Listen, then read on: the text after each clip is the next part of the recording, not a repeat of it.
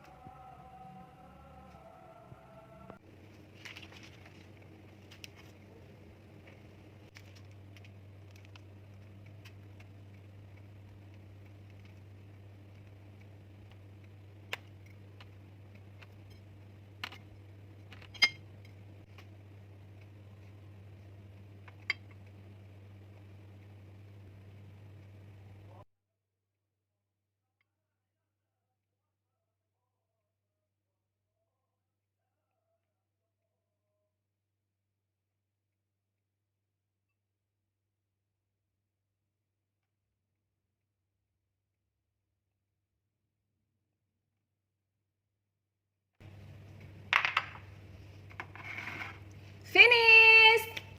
And here is it! Red velvet Swiss roll ala Lisa. Don't forget to try this recipe.